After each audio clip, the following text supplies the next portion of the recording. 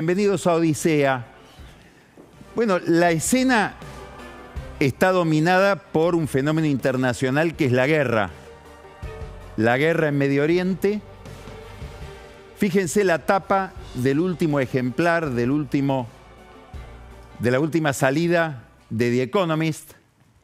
Una guerra sin estrategia. Esto es una definición militar, pero si lo miráramos desde el punto de vista económico, estaríamos diciendo que hay un mar de incertidumbre hoy en el mundo por las consecuencias de esta guerra que veremos después. Vamos a hablar con un experto en seguridad internacional, en temas de defensa, José Luis Vila, si es verdad esta tapa del último número de The Economist. Lo cierto es que hay una gran incertidumbre. Hay interrogantes muy importantes respecto de los objetivos, sobre todo de los objetivos de Estados Unidos, de Donald Trump en esta guerra. No es lo mismo lo que sucede con Israel, para cual la guerra es un fenómeno que tiene que ver con su supervivencia y un fenómeno regional. Hay efectos sobre la economía que plantean interrogantes muy importantes respecto de la duración de la guerra, y la duración de la guerra está ligada a cuáles son los objetivos y a una pregunta muy elemental que después le vamos a formular a José Luis Vila. ¿Qué es un triunfo en esta guerra? ¿Qué es ganar esta guerra? ¿Cuál es el objetivo que nos diría ganó Occidente o no ganó Occidente? ¿Ganó Trump o perdió Trump o no logró ganar como él pensaba? El primer impacto que tiene sobre la economía, como se vio hoy en todos los mercados, tiene que ver con el precio del petróleo. Para la Argentina es una cuestión importante. Vamos a mirar ahora cuáles son los hilos más o menos visibles o más o menos invisibles que conectan la situación del país, la marcha del gobierno y sobre todo el plan económico de Milei con el escenario que se está dando en Medio Oriente. Uno es el precio del petróleo. El tema del precio de los hidrocarburos ha sido un tema central para entender la política de los últimos 20 años en la Argentina, eminentemente durante el kirchnerismo. ¿Por qué? Porque importábamos hidrocarburos y eso impactaba directamente en las reservas del Banco Central. Es imposible entender el comportamiento de la política cambiaria, de la política monetaria, de la política de reservas del Banco Central en los últimos tiempos sin entender que éramos un gran comprador de gas y petróleo, sobre todo de gas. Eso se ha revertido parcialmente. ¿Por qué? Porque hemos ampliado nuestras exportaciones de gas y de petróleo, sobre todo de gas. Hay expertos como Daniel Guerol que lo vienen señalando desde hace tiempo esto. Están señalando que hay un cambio estructural en la matriz energética de la Argentina.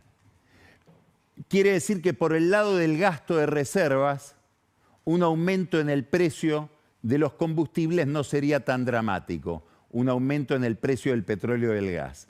Pero hay otro costado en que sí afecta, y es un costado hipersensible para el gobierno, que tiene que ver con el ajuste que tienen que realizar las petroleras en las naftas, en los combustibles, si hay un aumento sistemático constante del precio del petróleo.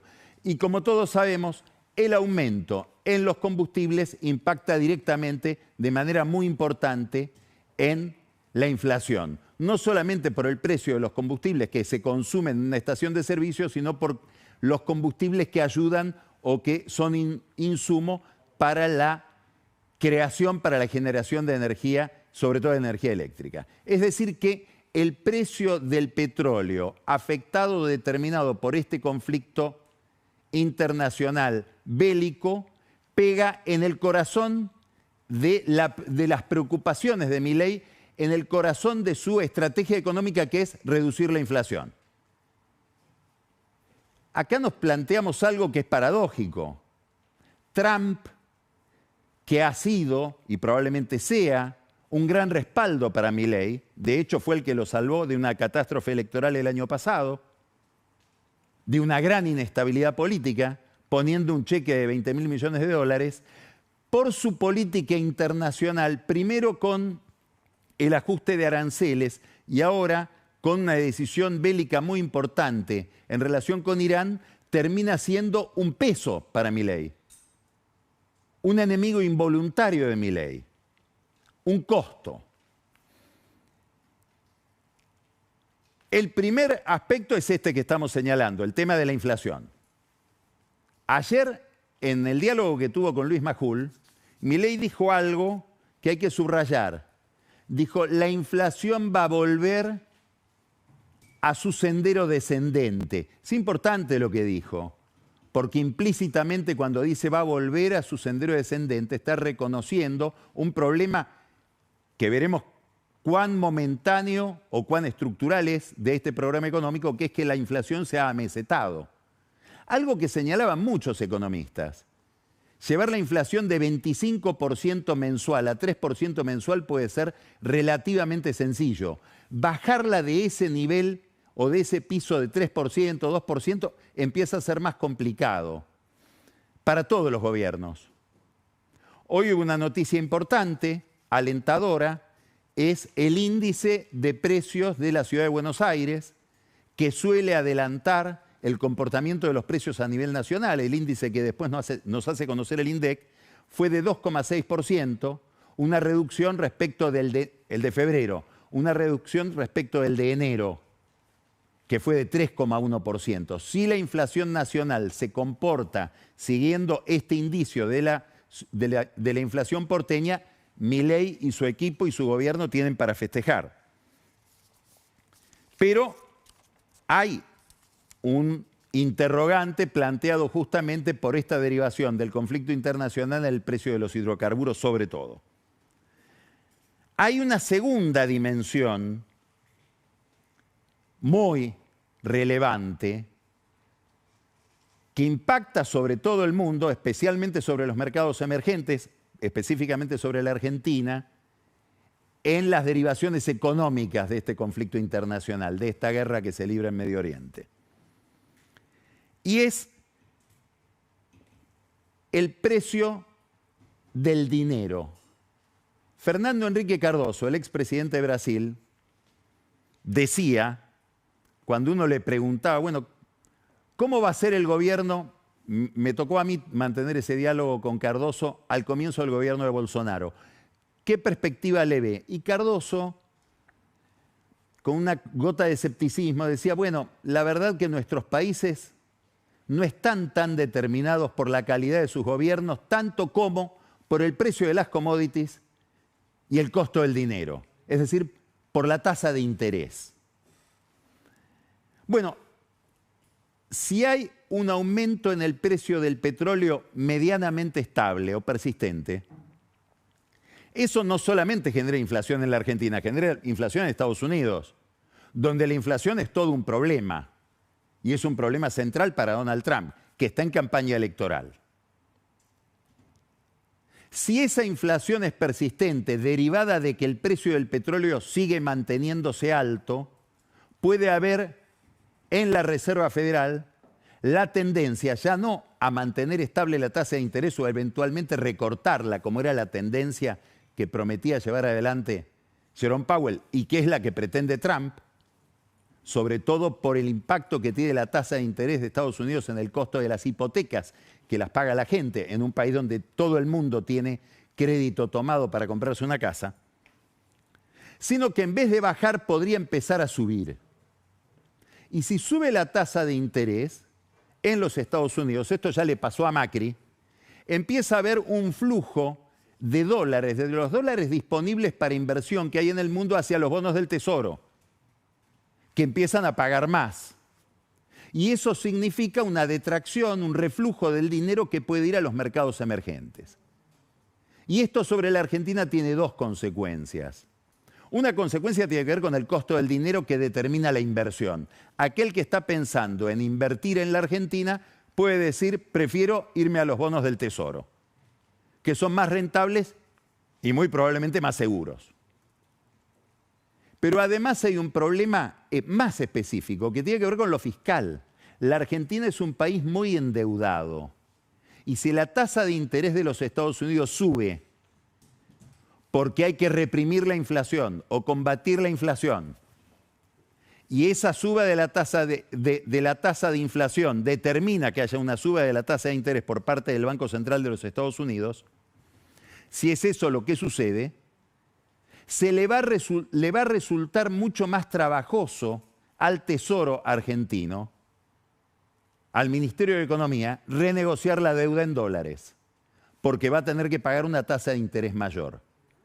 Y el problema de la tasa de interés que paga la Argentina se ha convertido en un problema importante en estos días.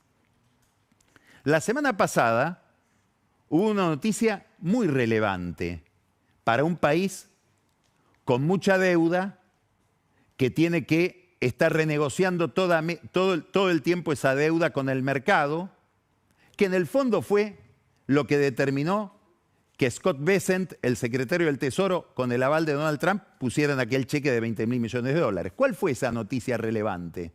Que fue sustituido nada menos que el secretario de Finanzas, el encargado de esa operación. Alejandro Leu, que era el secretario de Finanzas, colaborador de Luis Toto Caputo, fue reemplazado por alguien del riñón de Caputo, que estaba en el Banco Central como director, que es Federico Furiase. ¿Por qué se produjo ese reemplazo? Bueno, hay versiones coincidentes en que Leu y Caputo habían pensado en emitir un bono, capturar dinero del mercado y con ese dinero renegociar la deuda que tiene el gobierno en aumento por el aumento de la tasa de interés. Esto sería una operación similar a la que, de manera muy exitosa, llevó adelante Ecuador a fines de enero.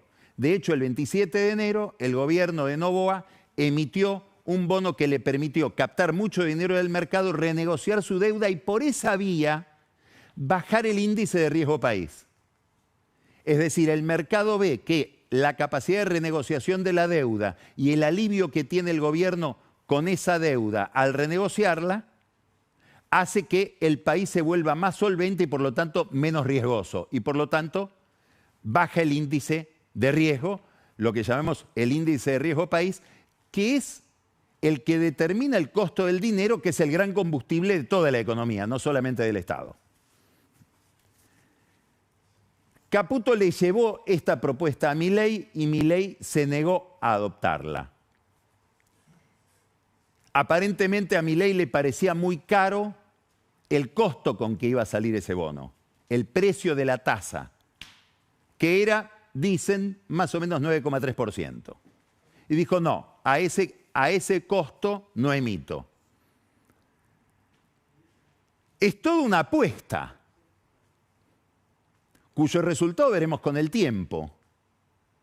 Porque si hay un aumento en la tasa de interés internacional, 9,3% puede terminar siendo barato. Y la decisión de Milei podría haber sido equivocada. En cambio, si se revierte el problema internacional, si, como dijo hoy Donald Trump, Irán está terminado, y produjo un alivio en el mercado esa declaración de Trump, bueno, puede ser que haya un reflujo en el precio de la tasa de interés, en el costo del dinero, y Milei tenga razón. Veremos quién fue más prudente en esta decisión. Si Toto Caputo, al proponer la emisión de ese bono, que determinó después que se fuera Leu porque le rechazaron su propuesta, o Milei al decidir no emitir el bono porque le parecía muy caro. Todo esto es muy importante, no solamente porque, como decíamos, determina la inversión. Esta semana se celebra en Estados Unidos, organizada por la Argentina con bancos internacionales, una semana de la inversión de la Argentina en New York. Ahí está Milei, con todo su equipo, inclusive con algunas controversias que tienen que ver con el viaje del jefe de gabinete con su esposa, pedidos de informes del Congreso para saber si la esposa de Adorni, quién le paga el viaje. Hay mucho interés por los viajes de Adorni en la oposición, lo tienen en la mira, también por un viaje que habría realizado en un avión privado con su familia durante el feriado de Carnaval a Punta del Este. Minucias. Lo cierto es que los inversores están mirando a la Argentina esta semana en New York en medio de toda esta incertidumbre. Pero hay otra derivación. Si el costo del dinero aumenta y es más difícil renegociar la deuda, bueno, eso impacta obviamente sobre lo fiscal. Y lo fiscal está puesto siempre en tela de juicio, desde siempre en la Argentina. El gobierno ha logrado reducir el déficit fiscal, alcanza un superávit muy trabajoso, siempre provisional, siempre condicionado, y aparece ahora un problema, aparece un dato que empieza a llamar la atención de algunos economistas, y es este. Esto que vamos a ver ahora es un gráfico de la consultora Empiria, que toma datos oficiales y nos muestra en pesos constantes de febrero de este año la recaudación en billones de pesos. Desde 2013 hasta ahora siempre el primer bimestre. Es decir, lo que estamos viendo acá, por ejemplo, 2013, 39,9 billones de pesos primer bimestre. Será febrero. Y lo que tenemos es que fueron 35 billones, que es la cifra más baja de todo el ciclo. Hay quien observa, bueno, más baja que 2020, que estuvo la pandemia, y quien contesta, no, en febrero de 2020 todavía no había pandemia. Todavía no había el ajuste que se realizó durante la cuarentena. Pero tenemos 35 billones de pesos equivalente a febrero del 2024, primer bimestre de 2024, con 35,3, un poquito más. Esto inquieta desde varios planos. Están los teóricos del gradualismo que argumentan con el centro de su tesis, que no siempre está bien explicada. El corazón del gradualismo, como estrategia de ajuste, es el siguiente: cuidado con hacer políticas muy contractivas, con confiar mucho en los shocks, porque producen recesiones que terminan alejándonos del objetivo que buscamos. Si lo que queremos es achicar el déficit o eventualmente alcanzar el superávit, y la política por la cual buscamos alcanzar ese objetivo es muy contractiva, es muy recesiva, termina habiendo una caída de la recaudación por pérdida de actividad económica que genera de nuevo déficit. Es decir, es un perro que se muerde la cola. Por eso hay que buscar otra estrategia, que es ir acompañando el crecimiento económico con ajustes en términos reales, no en términos absolutos. Es decir, no contraer la economía para que el ajuste se sostenga en el tiempo. Es una discusión entre gradualistas e hiperfiscalistas, o quienes son proclives al shock, como lo es Milei y como lo es este gobierno. ¿Se está cumpliendo acá la ley del gradualismo? Todavía no lo sabemos. Lo que sí sabemos, y hay que prestarle atención, es que esta caída de recaudación se produce sobre todo en impuestos coparticipables, es decir, termina impactando en los ingresos de las provincias. Cuidado, porque ahí pueden haber tensiones entre el gobierno central y los gobernadores, que son cruciales en la política de este gobierno. Después vamos a hablar con un politólogo muy lúcido, Alejandro Bombecchi, y le vamos a preguntar, entre otras cosas, por este tema: cuál es el papel de las provincias, cuál es el papel de los gobernadores en la gobernabilidad de los países, sobre todo en la Argentina. Bueno, si introducimos ruidos fiscales, impositivos, de recaudación entre la Casa Rosada y las provincias, vamos a tener problemas políticos después que repercuten en el Congreso. Se produce todo esto en medio de una curiosidad que también llama la atención si uno le pone la lupa. Luis Caputo, Toto Caputo, acaba de incorporar a un asesor a su equipo económico este fin de semana. Es un uruguayo, Ernesto Talvi. Es un hombre que viene de la profesión académica de los economistas, investigador en economía, pero también político. Fue candidato del Partido Colorado, que perdió frente a Lacalle Pou, y fue canciller. ¿Por qué llama la atención la incorporación de Talvi? Porque Talvi se define a sí mismo como un liberal progresista. Palabras que pueden irritar la piel de Milei. Pero no me interesa tanto ir ahí, que es la definición política. Me interesa esta definición económica que en su momento dio Talvi hablando de Uruguay. Mírenlo.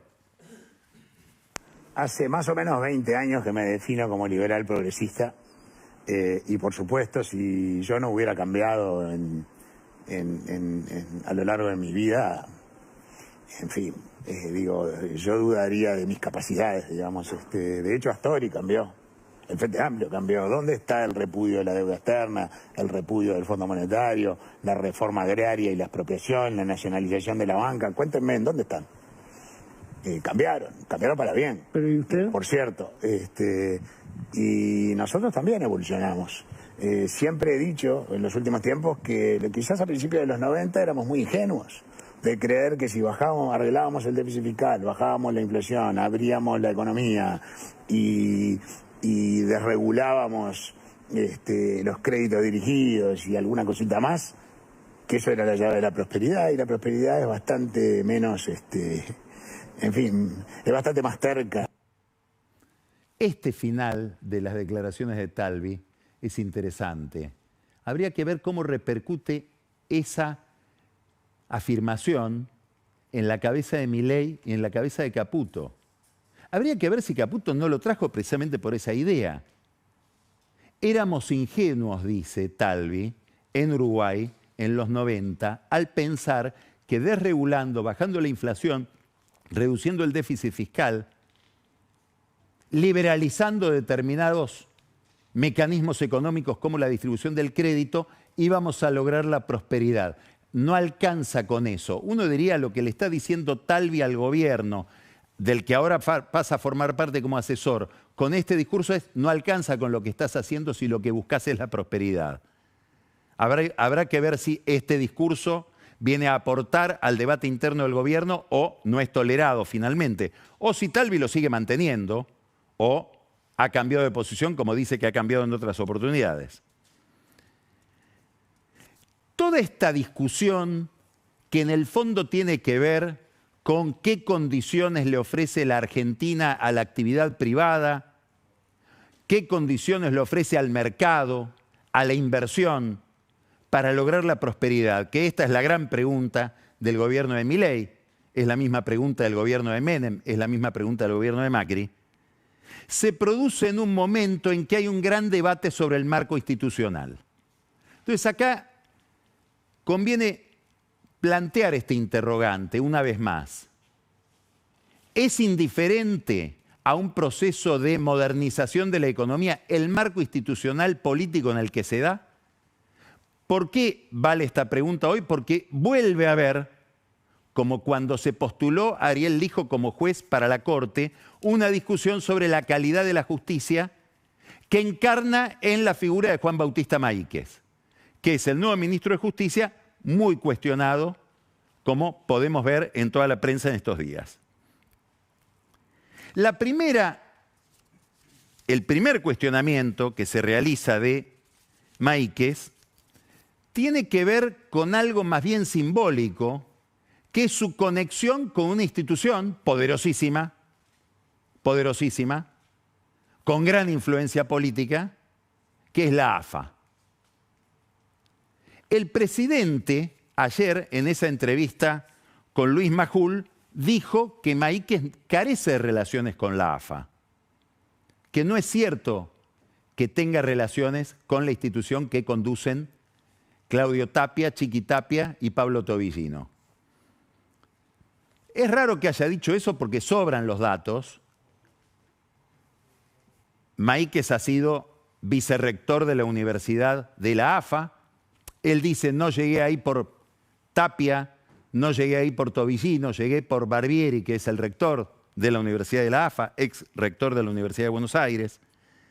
Su hermano Esteban es miembro del Comité de Disciplina de la AFA, o al menos lo era. Su padre adquirió notoriedad en medio de un escándalo porque festejó, todavía lo siguen negando a media lengua los Maíquez, su cumpleaños en la mansión de Tobillino, en Villarrosa, mansión por cuya propiedad se señala a Tobillino y que Maíquez padre tendría que haber fallado como juez eventualmente en la Cámara de Casación Penal, terminó excusándose.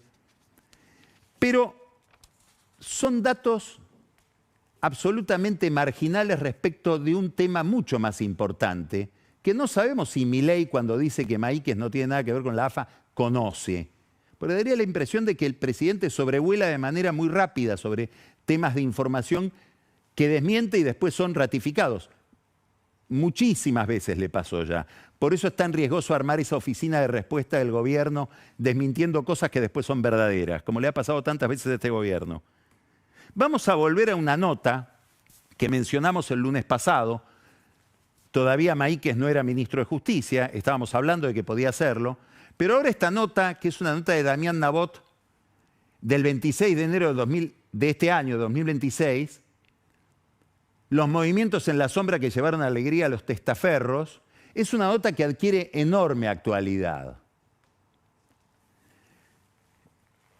Este es Maíquez sacando una foto en Roma durante un viaje presidencial. Él estaba de turista. Fíjense lo que afirma Nabot en esta nota. Insisto, mes de enero, ¿eh? En el equipo judicial de Tobillino, el abogado Ignacio Jaquín ejerce como una suerte de centrodelantero ofensivo. Ignacio Jaquín. No es un recién llegado, dice Nabot. Ya jugaba para el tesorero, para Tobillino, mucho antes de que quedara en la disyuntiva de ser investigado por lavado. Es decir, Ignacio Jaquín, a quien menciona Nabot en esta nota, era abogado de Tobillino desde mucho antes del escándalo que aparece a raíz de esta mansión en la que habría festejado su cumpleaños Maíquez padre. Ahora hay que mirar este segundo párrafo de la nota de Nabot. El abogado Jaquín comparte tareas con otro colega, Federico Helfer, pero es conocido especialmente por su amistad con Juan Bautista Maíquez, heredero de una abigarrada familia judicial y fiscal general de la ciudad de Buenos Aires. Nabot está en la puerta de decir algo que se comenta en tribunales. Y es que habría sido Maíquez el que puso a Jaquín como abogado de Tobillino. Entonces, acá hay una vinculación mucho más complicada, si esto fuera verdad, entre Maíquez y la AFA, entre Maíquez y Tobillino, si es verdad que le proveyó los abogados. Hay más versiones en tribunales. Dicen que últimamente gente ligada a Maíquez estaba buscando a otros abogados, probablemente con un nombre de más peso que Jaquín, para que representaran a Tapia y a Tobillino. Es decir, como si los Maíquez o Juan Bautista Maíquez ejercieron una especie de patrocinio sobre Tobillino y eventualmente sobre Tapia. Ahora, esta no es la única vinculación. Si uno entra hoy al sitio en la web de la Conmebol, de la FIFA latinoamericana, vamos a ver que en la Comisión de Ética aparece como primer miembro Juan Bautista Maíquez, y no se llega acá si no es por propuesta de la AFA. Es decir, es altamente probable, podríamos decir seguro, que Maíquez ocupa este lugar en la Conmebol por recomendación de Tapia y Tobillino. Pero no es el único lugar internacional al que llegó por ese impulso. Tapia es presidente de la AFA desde marzo del 2017.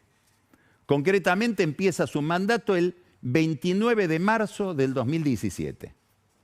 En ese momento, Maíquez, Juan Bautista Maíquez, el nuevo ministro de Justicia, era secretario de Justicia, el ministro era Garabano, gobierno de Mauricio Macri, y en su condición de secretario de Justicia, Maíquez ocupaba el lugar del Poder Ejecutivo en el Consejo de la Magistratura. Era consejero de la Magistratura. Insisto, Tapia asume el 29 de marzo del 17. El 21 de diciembre del 17, el Consejo de la Magistratura emite esta resolución, la 123 del año 27, 21 días del mes de diciembre, y después de muchos considerandos, resuelve dispensar al consejero doctor Juan Bautista Maíquez de la inhabilidad prevista en el artículo 8º, inciso M del Reglamento para la Justicia Nacional y, en consecuencia, esto es lo que importa, autorizarlo para integrar la Cámara de Resolución de Disputas de la Federación Internacional del Fútbol Asociado. Es decir, Maíquez tuvo que pedir permiso al Consejo de la Magistratura, y se lo dieron, para apartarse de un artículo del Reglamento de la Justicia que le impediría a él, en su condición de consejero de la magistratura, ser miembro de una comisión de la FIFA. Comisión en la que asumió el cargo. Comisión a la que llegó por impulso de Tapia y Tobillino. Y posiblemente también de Daniel Angelici, que era en aquel momento vicepresidente de la AFA. Es decir, hay una relación muy cercana, estructural, entre Maíquez y la AFA. La pregunta es, ¿viene Maíquez a salvar a Tobillino y Tapia? Es una pregunta un poco insólita, primero porque como ministro de Justicia no es el juez. Obviamente que tiene una enorme influencia en la justicia. Hay quienes se preguntan si Tapia no pidió, y consiguió, la postergación de su declaración indagatoria delante del juez Amarante, que se va a producir ahora el jueves que viene, porque sabía que postergando la indagatoria iba a tener a su amigo Maíquez como ministro de Justicia, lo cual ya puede generar algún tipo de impresión o de inhibición en los jueces, sin necesidad de un llamado por parte del ministro. Hay una versión más concreta, y a mi juicio mucho más verosímil, de esta relación entre gobierno, AFA, Maíquez, que es la que afirma que gracias a que Maíquez le pone los abogados a Tobillino, logró que Tobillino le informe al gobierno, concretamente a quien hoy es secretario de Justicia, Santiago Viola, quién le dio los audios, los malditos audios de Españolo, hablando de coimas del gobierno, para que los divulgue en lo que sería su plataforma Carnaval. Y que esa prueba de amor terminó de determinar que Maíquez sea el ministro de Justicia. A propósito de todo esto, hay que hacerse una pregunta, esto es una digresión. Todo este escándalo de la AFA, ¿y los clubes qué hacen? ¿Los presidentes de los clubes qué hacen? Porque todo lo que estamos viendo, por ejemplo, el Shenga con los fajos de dólares, todo eso es plata de los clubes. Además digamos, habría un proceso o un caso de administración fraudulenta de plata de terceros, de clubes que apenas llegan a fin de mes por falta de plata, después lo mandan a pedir prestado a Surfinanzas, plata que se va por contratos extrañísimos de la AFA en millones y millones de dólares. Es curioso que ningún presidente de club haga nada. ¿Qué hacen los presidentes de clubes ligados, por ejemplo, al PRO? Néstor Grindetti en Independiente. Silencio. Por eso fue tan resonante que Stefano Di Carlo en River abandone el consejo directivo de la AFA la semana pasada.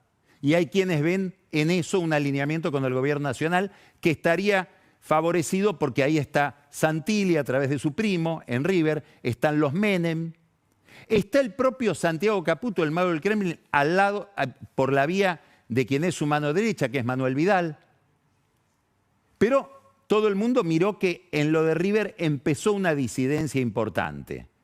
Hay quienes miran mucho más allá y dicen, en Stefano Di Carlo hay una ambición política, no de política futbolística deportiva, política, y este es su primer paso para llamar la atención. Maíquez, que se recorta sobre todo este telón de fondo tan complicado y oscuro, probablemente sea el ministro con más poder de los últimos años, de las últimas décadas. ¿Quién le da el poder? El contexto. Tiene para designar 209 jueces que están en ternas sobre su escritorio. Él es el que le tiene que decir al presidente, de esta terna conviene este y no este otro. Hay 2 vacantes en la Corte para cubrir. y la vacante del Procurador General de la Nación, que es el jefe de los fiscales. Hay muchos argumentos para pensar que si uno mira hoy el mapa institucional de la Argentina, el jefe de los fiscales, que maneja información de todo el país a través de fiscales federales, fiscales nacionales, etcétera, relación con todas las fuerzas de seguridad de todo el país, manejo de las fiscalías en un momento en que el sistema penal tiende a ser acusatorio, es decir, que las causas las manejan los fiscales, probablemente estemos hablando, cuando hablamos del Procurador General de la Nación, de la figura con más poder en términos absolutos de todo el aparato del Estado. Incluye una especie de CIDE dentro de sí misma. Bueno, todo esto está en la agenda de Maíquez, con un dato adicional que lo dimos la semana pasada y subrayo ahora.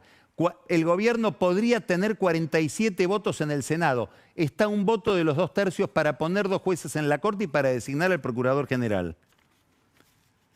Claro, eso implica una negociación con los gobernadores que se va a realizar cuando se discutan estos 203 pliegos.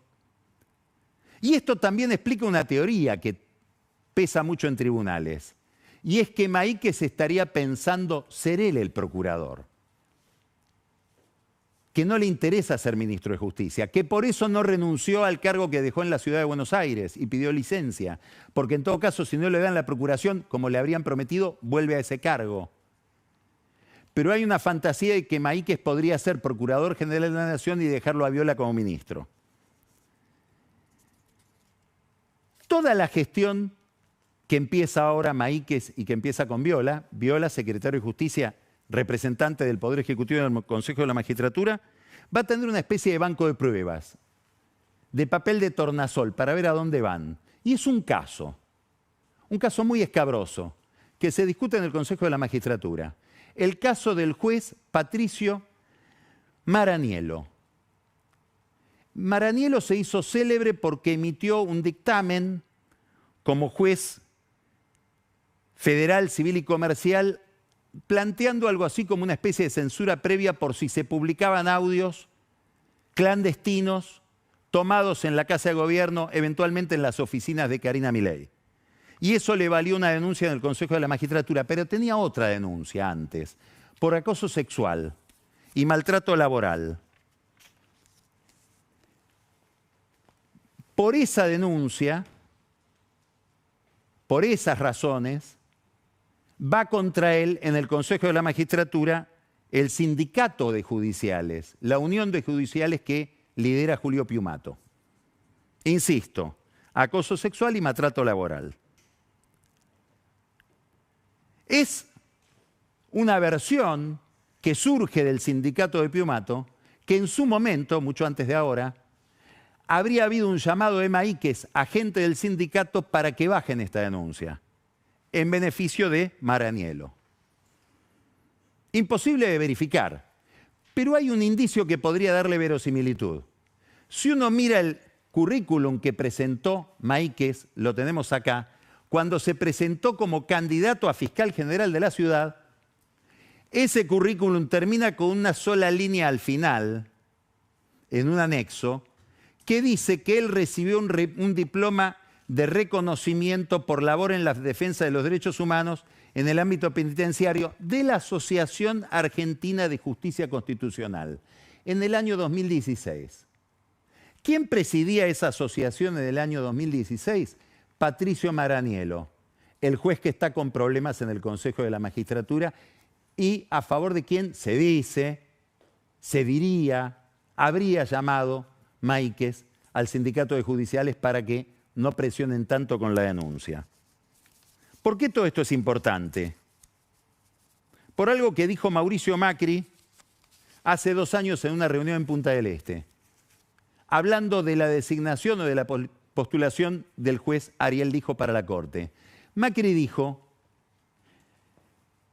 que en todo proceso de reconstrucción económica, de estabilización económica, como el que lleva adelante la Argentina, hay un factor clave, determinante, el más importante de todos, la confianza. Y agregó Macri, la confianza no la proveemos los políticos, no la provee la política. En última instancia, la confianza la suministran, la proveen los jueces. entonces hay un hilo directo, una conexión directa entre el éxito de un proceso de recuperación económica y la calidad de la justicia. Vamos a empezar Odisea hablando con Alejandro Bombecchi, que viene de publicar un libro muy interesante sobre un tema poco estudiado, insólitamente poco estudiado: cómo gobernó la dictadura. Van a ver qué interesante es el enfoque de Bombecchi ahora que estamos por cumplir un nuevo aniversario, el aniversario del golpe de Estado del 76.